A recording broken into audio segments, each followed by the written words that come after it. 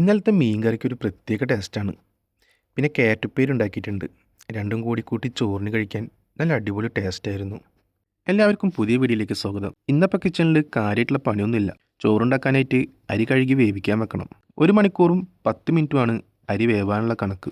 അല്ലാതെ ഇടയ്ക്ക് പോയി അരി വെന്തോന്ന് നോക്കലൊന്നുമില്ല. പിന്നെ അരി വേഗം വേവാനായിട്ട് വെള്ളം കെറ്റിൽ ചൂടാക്കി ഒഴിക്കും. ഇല്ലെങ്കിൽ 1.5 മണിക്കൂർ എടുക്കും വേവാനായിട്ട്. സമയവും ലാഭം, ഗ്യാസും ലാഭം. പിന്നെ നമ്മുടെ അടുത്ത പരിപാടി ചോറിലേക്ക് സൈഡായിട്ട് കാരറ്റുപ്പേരി ഉണ്ടാക്കാനാണ്. അപ്പോൾ അതിനായിട്ട് കാരറ്റ് നല്ലപോലെ കഴുകി വൃത്തിയാക്കി അരിഞ്ഞിട്ടുണ്ട്. ഇനി ഉപ്പേരി ഉണ്ടാക്കാനായിട്ട് ഒരു സവാള എടുത്തിട്ടുണ്ട്. അതുപോലെ ഒരു ചെറിയൊരു കഷ്ണം ഇഞ്ചി, പിന്നെ ഒരു 4-5 പച്ചമുളക് എടുക്കാം. ഇത് അധികം എരിവില്ലാത്ത മുളകാണ്. പിന്നെ കുറച്ച് കറിവേപ്പിലയും. ഇതാണ് നമുക്ക് ഉപ്പേരി ഉണ്ടാക്കാനായിട്ട് വേണ്ടത്.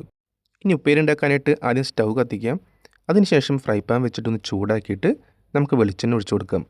വെളിച്ചെണ്ണ ഒഴിക്കാൻ നോക്കിയപ്പോഴാണ് അതിൽ നിന്ന് കിട്ടണില്ല. അത് തണുത്തുറച്ചിരിക്കുകയാണ്. ആദ്യം കുറച്ച് നേരം എടുത്ത് വെച്ച് ചെറുതായിട്ടൊന്ന് ചൂടാക്കിയാലേ വെളിച്ചെണ്ണ കിട്ടുള്ളൂ. അപ്പോൾ നേരെ ഓയിലെടുത്ത് ഒഴിച്ചിട്ട് കടുക് പൊട്ടിച്ചു. അതിനുശേഷം അരിഞ്ഞു വെച്ചിട്ടുള്ള സവാള, പച്ചമുളക്, ഇഞ്ചി ഇത് ഫ്രൈ പാനിലേക്ക് ഇട്ട് കൊടുത്തിട്ട് നല്ലപോലെ ഇളക്കിയെടുക്കണം.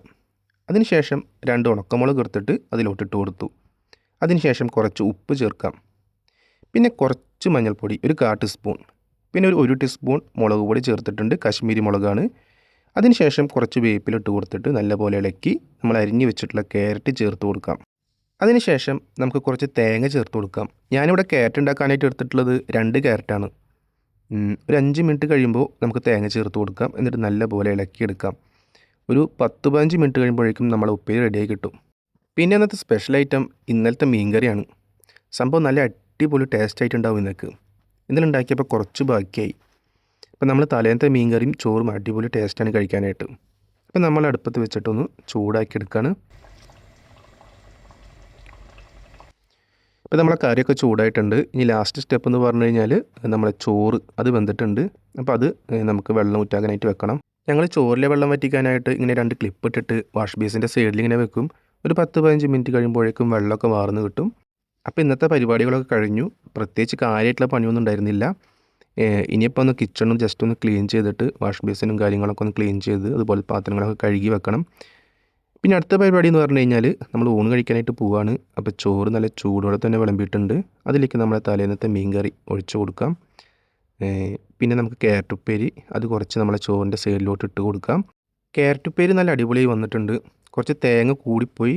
പക്ഷേ തേങ്ങ കൂടിപ്പോയി കഴിഞ്ഞാലും അത്യാവശ്യം ടേസ്റ്റ് ഉണ്ടാവും. പിന്നെ നാട്ടിൽ നിന്ന് കൊണ്ടുവന്നിട്ടുള്ള ലൂബിക്ക് ഉപ്പിലിട്ടാണ്. പിന്നെ കുറച്ച് തൈരും. മീൻ കറിയും തൈരും നല്ല അടിപൊളി കോമ്പിനേഷനാണ്. അപ്പോൾ ആദ്യം തന്നെ നമ്മളെ മീൻ കറിയും തൈരും കൂട്ടിക്കുഴച്ചിട്ട് കുറച്ച് ക്യാരറ്റും അതുപോലെ ഒരു കഷ്ണം ലൂബിക്കയും പിന്നെ നമ്മൾ അയിലയിൽ നിന്ന് ഒരു പീസും എടുത്ത് നല്ല പോലെ കുഴച്ച് കഴിച്ചു. സംഭവം അടിപൊളിയായിരുന്നു. അപ്പോൾ ഇതാണ് ഇന്നത്തെ വീഡിയോ. നിങ്ങൾക്ക് ഇഷ്ടപ്പെട്ടെങ്കിൽ ലൈക്ക് ചെയ്യണം, സബ്സ്ക്രൈബ് ചെയ്യണം, സപ്പോർട്ട് ചെയ്യണം. അടുത്ത മറ്റൊരു വീഡിയോ ആയിട്ട് വീണ്ടും കാണാം.